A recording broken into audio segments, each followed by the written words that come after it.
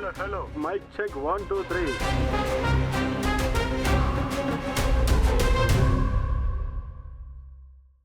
தினந்தோறும் உங்களை சந்திச்சுக்கிட்டு இருக்கேன். இதுல இவ்வளவு விரட்ட வேண்டிய அவசியம் இருக்குது.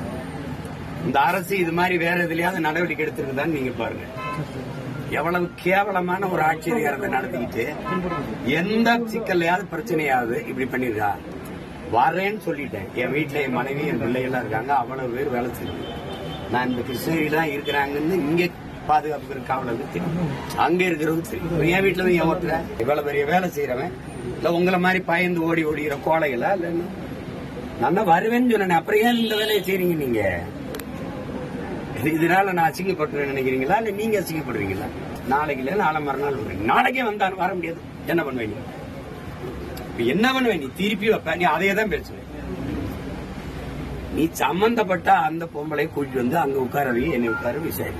நீ அங்க ஒண்ணு பேசிட்டு வருவ, அப்புறம் திருப்பி ஒண்ணு வருவ, அப்புறம் ஒரு வாரம் இதே பிரச்சனை வைப்பீங்க, திருப்பி கூட்டிடுவீங்க. எத்தனை நாளைக்கு? 15 வருஷமா இதே நாடகமா?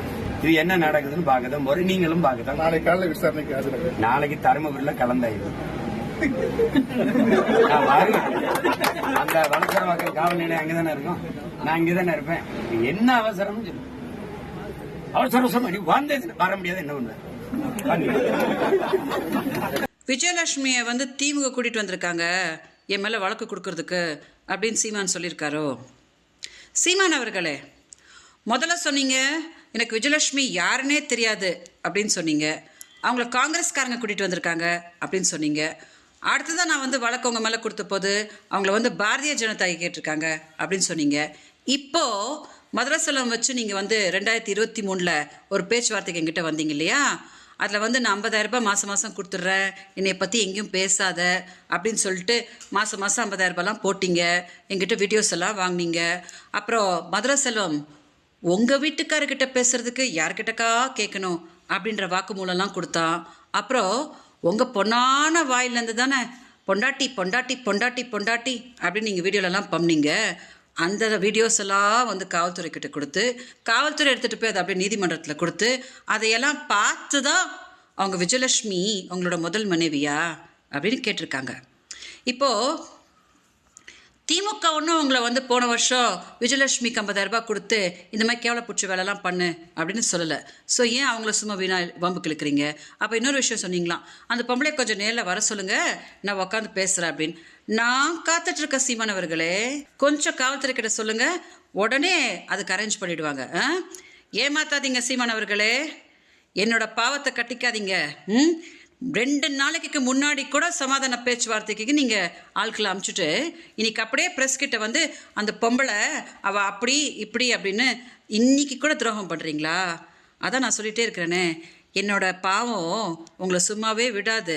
இன்னும் எப்படிலாம் போட்டு பருத்தி எடுக்க போகுது அப்படின்னு நீங்கள் பாருங்கள். அதை தான் நானும் கூப்பிடுறேன், வர சொல்லுங்க அப்படின்னா. அவங்கள வர சொல்லிட்டு என்னை கூப்பிடணும். கலந்தாய்வு முடிச்சுட்டு போய் இறங்கி முடிவிட்டு போவேன். இது ரொம்ப ஆர்வப்படுறாங்கல்ல.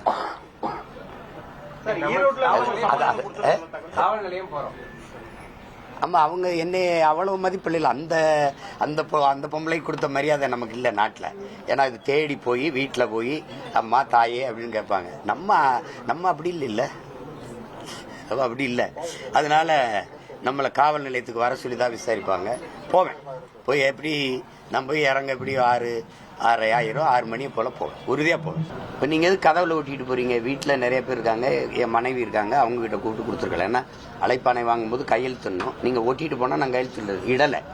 அப்போ அது தேவையில்லைன்னா அவங்ககிட்ட கொடுத்துட்டு போயிருக்கலாம்ல. நீங்கள் ஓட்டினீங்கன்னா இப்போ எனக்கு பதிலாக கதவு வந்து உங்களுக்கு விளக்கம் தருமா? எப்படி நீ கதவுல ஓட்டிகிட்டு போகிறது நோக்கம் என்ன?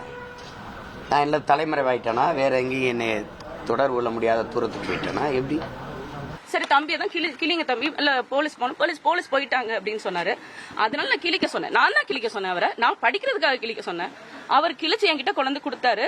கொடுத்துட்டு நான் அதை உள்ள உட்காந்து அது 2-3 கிழிஞ்சதுனால உட்காந்து அதை படிச்சுக்கிட்டு இருந்தேன். நம்ம நாங்க எல்லாம் உங்களுக்கு தெரியும், நாங்க வந்து கட்சி ஒரு குடும்பம் மாதிரி நாங்க எல்லாரும் சேர்ந்து ஒன்னா பயணிக்கிறோம். எங்களை விட கூட இருக்கிறவங்க மேல கையை வச்சாதான் எங்களுக்கு இன்னும் கோவம் வரும்ன்றது நல்லா தெரியும். மென்டலி எங்களுக்கு டிஸ்டர்ப் பண்ணணும். இல்ல மீடியா அந்த உலகத்துக்கு காட்டுறதுக்கா சம்மன்னு அசிங்கப்படுத்துறீங்களா?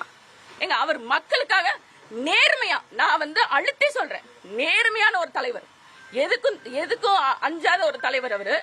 எவ்வளவு வழக்க பாக்குறாரு அவரு. நாங்க எங்களுக்கு என்னங்க பயம்? அவங்க ஒட்டிட்டு போயிட்டாங்க, அதை நாங்க எடுத்துக்கிட்டோம். அது தவறு இல்ல. இன்னைக்கு போர்டு வச்சிருக்கான காரணம் என்ன?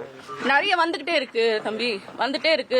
கேட்டை வேற சுத்தம் பண்ணணும், அது நல்லா ஒட்டிடுறாங்க, கிழிக்க வேண்டியது இருக்கு. இதனால நாங்க அப்படியே எடுத்துட்டு போய் உள்ள வச்சு படிச்சுட்டு திரும்ப கொண்டு வந்து வெளியே வச்சிருவோம். நாங்க கிழிக்கலாம் இங்கதான் இருக்கு, வச்சுக்கோங்க. இன்னும் ஒட்டுங்க, இது ஒட்டுங்க, நல்லா இருக்கு, இருக்கட்டும்.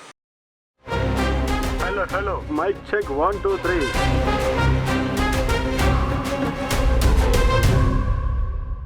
உங்கள் தந்திவன் தொலைக்காட்சியில் தெனாலிராமன் தினமும் மாலை 6 மணிக்கு காண தவறாதீர்கள். செய்திகளை உடனுக்குடன் தெரிந்து கொள்ள உடனே சப்ஸ்கிரைப் பண்ணுங்க.